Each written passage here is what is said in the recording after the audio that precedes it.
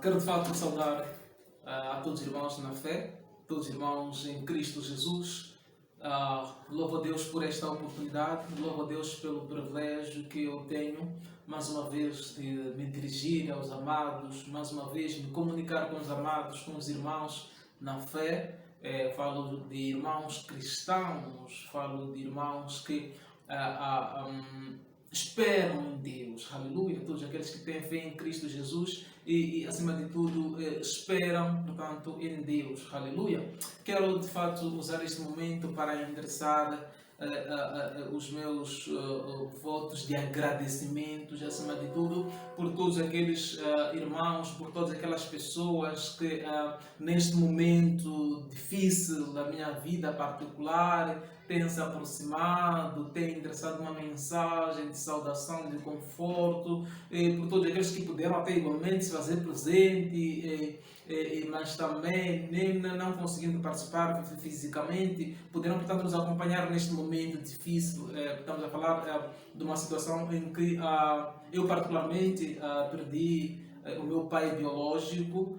Passam sensivelmente 32, 35 dias após a perda do meu pai, e na verdade não é fácil.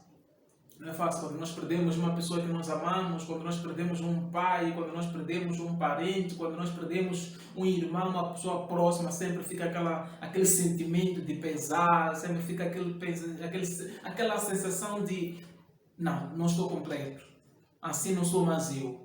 E portanto é um momento muito difícil por qual todos nós, infelizmente, diria assim, que ninguém quer sofrer. Por isso que todos nós teremos de passar, mesmo com o sentimento de que é preciso que isso aconteça. Isso deverá acontecer mais dias, menos dias vai acontecer, mas sempre vamos sentir, portanto, alguma dor. E eu quero, de fato, agradecer pelo conforto, pelo calor, quero agradecer pelo carinho que me tem transmitido. De fato, por causa deste acontecimento, eu andei um pouco afastado das redes sociais, mas, como diz o rei Salomão, que na verdade, na vida, há um tempo determinado para todas as coisas. E cada propósito tem seu próprio tempo para que efetivamente venha a acontecer. Portanto, tudo debaixo do sol tem o seu tempo devido. Aleluia. E sempre há um tempo para que aconteça. E eu louvo a Deus efetivamente porque, apesar do tempo de chorar, igualmente é um tempo de rir. Apesar do tempo de semear, igualmente há um tempo para colher. E há um tempo para espalhar, há um tempo para juntar, enfim, eu quero de fato usar este momento como um tempo para nos aproximar. Aleluia. Em algum momento nós nos afastamos das pessoas, mas é um momento que nós precisamos nos aproximar, portanto, das pessoas. E eu quero louvar a Deus por esta força que eu tenho hoje. Quero louvar a Deus pelo seu Espírito que me fortalece, acima de tudo, o seu Espírito que me encoraja a continuar a divulgar, portanto, o Evangelho de Cristo Jesus. Aleluia! Graças a Deus. Amados irmãos, eu quero de fato convidar aos amados para o livro de 1 de Tessalonicenses, capítulo 4. Aleluia. 1 de Tessalonicenses, capítulo 4. A partir do versículo 13. Assim diz o Senhor. Não quero, porém, irmãos, que sejais ignorantes acerca dos que já dormem, para que não vos entristeçais como os demais, que não têm esperança. Porque se cremos que Jesus morreu e ressuscitou, assim também aos que em Jesus dormem, Deus os tornará trazer com Ele. Graças a Deus. Aleluia. Amados, quero de fato louvar a Deus, acima de tudo, na expectativa e na esperança de que o seu Espírito nos capacitará nesta interação, o seu Espírito nos fortalecerá, acima de tudo, haja revelação. Aleluia! Por detrás de cada escritura bíblica há uma revelação, há um grande ensinamento. A vontade de Deus está lá. Aleluia! A minha oração é que a vontade de Deus por detrás dessas escrituras se cumpra hoje. Aleluia. Amados, quero de fato mais uma vez, através desta mensagem muito curta e direta que nós encontramos no livro de 1 de Tessalonicenses, me juntar, portanto, às palavras do apóstolo Paulo e para dizer que, na verdade, nós como pessoas, nós como seres humanos, não podemos nos deixar dominar pela ignorância a respeito da ressurreição. Aleluia.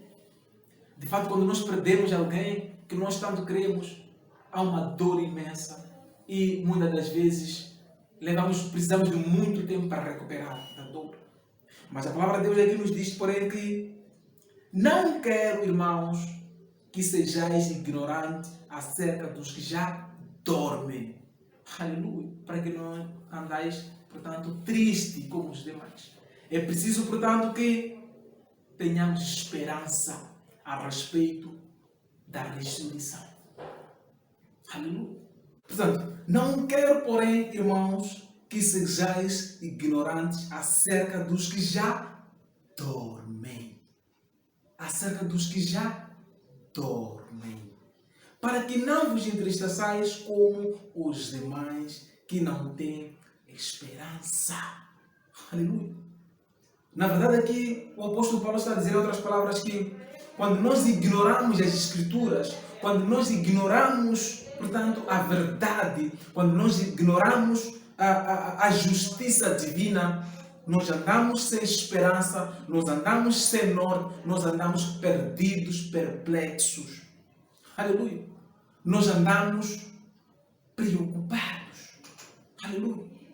Todavia, não é sua vontade, na verdade, Paulo, que o povo da Tessalônica, que o povo de Deus ande, portanto, ignorante acerca dos que já dormem.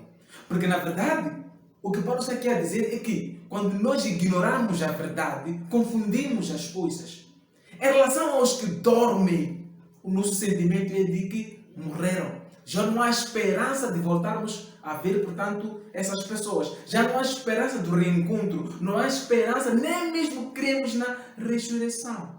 Porém, em frente diz, porque se cremos que Jesus morreu e ressuscitou, assim também aos que em Jesus, Deus, aleluia, em Jesus dormem, Deus os tornará a trazer com Ele. Aleluia. Porque, como assim diz Paulo, que na verdade, quando nós estamos em Cristo Jesus, nós somos uma nova criatura. As coisas passadas ficam para trás. Tudo se faz novo. Há uma novidade de abordagem, há uma novidade de vida, tudo em nós se faz novo. A nossa forma de pensar é transformada, é renovada. Nós mudamos a maneira como lidamos com as circunstâncias. Nós mudamos a maneira como encaramos a vida, encaramos os fatos. Aleluia. Por quê? Porque quando nós morremos para nós, Cristo nasce em nós, nós vivemos, mas não nós, mas é Cristo que vive em nós. Aleluia.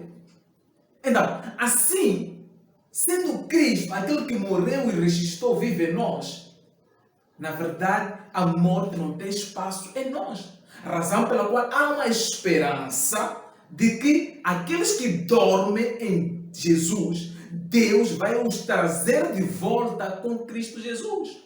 Com a vinda de Cristo, todos aqueles que dormem em Cristo tornam a viver. É o que, na verdade, as Escrituras nos dizem. Porque se cremos que Jesus morreu e ressuscitou, assim também aos que em Jesus dormem, Deus os tornará a trazer com Ele. Aleluia.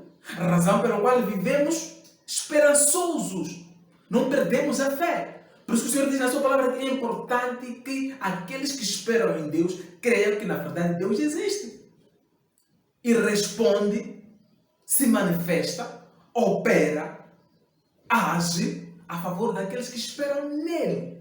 a favor daqueles que o buscam. Aleluia. Portanto, o que o Senhor aqui está a dizer, em outras palavras, é que é importante que, na verdade, tenhamos de nos esforçar para conhecer as Escrituras. Aleluia. Por isso que o Senhor diz no livro do profeta Jeremias que somente os seus planos que eu tenho a vosso respeito. Há uma coisa que temos que ter certeza, que na verdade os planos de Deus com a humanidade são planos de prosperidade e de paz. Porque assim como os céus são muito mais altos do que a terra, assim são os meus caminhos mais altos do que os vossos caminhos, e os meus pensamentos mais altos do que os vossos pensamentos. Aleluia! Então, amados, o conceito de prosperidade em Deus, muitas das vezes, é distinto do conceito de prosperidade de acordo com a concepção do ser humano. Muitas das vezes, humanamente falando, quando nós falamos de prosperidade, estamos a falar de bens materiais, estamos a falar de ter carro, de ter contas bancárias cheias de dinheiro, de ter uma casa condigna, de ter... Contudo, de acordo com a palavra de Deus, o conceito de prosperidade em Deus é como um território, é como uma atmosfera, é como um estado de espírito em que nós devemos habitar continuamente, com fome, com abundância, com doença, com problema, no meio das tribulações, de acordo com o conceito de prosperidade divinamente inspirado. Nós devemos nos encontrar lá, habitando lá. Por isso que o Senhor diz na sua palavra aqui: tende bom ânimo, porque eu venci o mundo. Não obstante as dificuldades que vão se levantar, que vão enfrentar, tende bom ânimo, eu venci o mundo. Estejam habitando continuamente nesta atmosfera, neste território, prosperidade, e deixem essas coisas. Busquem primeiro o reino de Deus e a sua justiça, que todas as outras coisas que vocês têm como plano, como têm metas, como prioridade, deixem essas outras coisas que vocês vão alcançar. Vocês serão acrescentadas essas coisas todas. Entretanto, habitem na prosperidade. Aleluia. O mais importante é que nós devemos estar, a humanidade, os servos, os cristãos, devem estar cientes, devem estar continuamente a ferver de vontade de buscar a face de Deus. É assim que não perderá a esperança, tanto a respeito dos que dormem em Cristo Jesus, assim como a respeito da vida após morte, a respeito da ressurreição, a respeito da vida eterna. Aleluia! Porque na verdade, pela fé, nós cremos que Jesus ressuscitou. Igualmente, pela fé, nós cremos que os que dormem em Cristo Jesus, igualmente Deus os tornará de volta com Ele. Aleluia! Então, meus irmãos, eu quero de fato agradecer por esta oportunidade que nós temos de partilhar a palavra de Deus e dizer que, na verdade, é preciso que tenhamos entendimento, é preciso que tenhamos preocupação, é preciso que tenhamos, de fato, de investir para que, de fato, conheçamos a Escritura. Porque quando nós conhecemos as Escrituras, nós temos capacidade, Deus nos tem capacitado para lidar com as circunstâncias, para enfrentar até os momentos mais difíceis. Aleluia! Porque, na verdade, os momentos tornam-se cada vez muito mais difíceis, dependendo da maneira como nós lidamos com eles. Quando o problema se levanta, conta muito a minha atitude em relação ao problema. Não é o problema em si que é tão difícil, mas é a minha atitude, é a maneira como eu lido com o problema. Aleluia! A maneira como eu lido com a morte. Quando a morte carnal bate à minha porta, eu ciente de que a morte não tem poder, a morte não tem significado em relação à minha natureza espiritual. Quando eu falo da morte, estou a falar da morte carnal. É aí onde Paulo diz que, olha, na verdade, esta morte que é carnal é que nem dormir, porque apenas morre a minha carne, mas o meu espírito vivifica. Porque o Espírito Espírito de Deus, o Espírito que ressuscitou Cristo, o Espírito que vivifica a minha carne, é o Espírito de Deus. É o Espírito que ressuscita em mim. De acordo com as Escrituras. Aleluia. Que Deus vai vivificar o meu espírito quando Cristo voltar. Deus vai ressuscitar o espírito daqueles que dormem em Cristo quando Cristo voltar. Aleluia. Amados irmãos, eu quero fazer, de fato, das palavras do apóstolo Paulo as minhas palavras. Quero igualmente exortar os irmãos a investir no conhecimento das Escrituras. Sabemos, irmãos, que a Bíblia não é nova. As Escrituras não são novas. A palavra de Deus não é nova em relação à nossa geração. Toda a nossa geração nasce e encontra a palavra de Deus. Aleluia. Porém, nós ignoramos as Escrituras, por isso que andamos perturbados, andamos preocupados.